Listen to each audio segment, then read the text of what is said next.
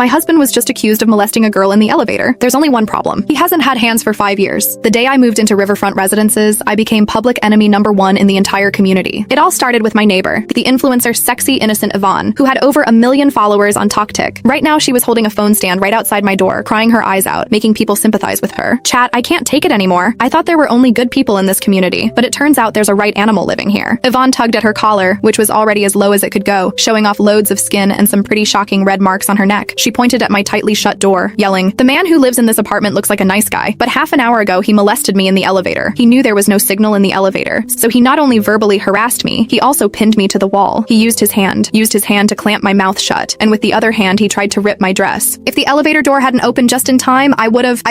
At this point, she seemed overwhelmed with emotion. She squatted down and started bawling. The live stream's viewer count skyrocketed to over 100,000. Comments flooded in, filled with outrage. Outside, Yvonne's mother, Jenny Shaw, turned up too. This old lady could act even better than her daughter. She banged on the door and wailed into a megaphone. "Open up! You have the guts to do bad things but don't have the guts to open the door? Look, everyone! This is the animal living in Unit 2801. He harassed my daughter who just turned 20. What a scumbag. If you won't come out, I'll kill myself at your door." The noise was giving me a headache. I put down the hot towel I was holding and looked at my husband, Chris Gomez, who was lying on the physiotherapy bed and hooked up to a breathing machine. Though he could not speak, his eyes were full of worry. He seemed to have heard the commotion outside and was trying hard to turn his head. I gently patted his shoulder and said softly, "It's all right, just a few barking dogs. I'll handle it." Chris's body trembled. A pang of sorrow hit me. 5 years ago, in that mall fire that shocked the whole country, he went in and out of the mall 3 times as the fire brigade captain. The last time, to save a trapped little girl, he was hit by a falling beam. It not only ruined his face, but also took both his arms. For the past 5 years, we've been living a peaceful and comfortable life with the compensation money and the money I made from earlier investments. To provide him with a better rehabilitation environment, I specifically moved to this large apartment with a river view. Who would have thought that on the very first day we moved in, we would be framed like this? Molest, pin against the wall, hands all over? I smirked, my eyes turning cold. If they want to make a scene, then they better be ready for the consequences. I went to the entrance and swung the door open violently. The crying and shouting outside came to an abrupt halt. Yvonne did not expect me to open the door. She froze for a second, then shoved the camera in my face. "Chat, look, this is the pervert's wife. She finally shows herself." Jenny lunged at me like a mad dog, pointing at my face and shouting, "You shameless wench! Get your pervert husband out here. He touched my daughter. We won't let you off until you pay us $1 million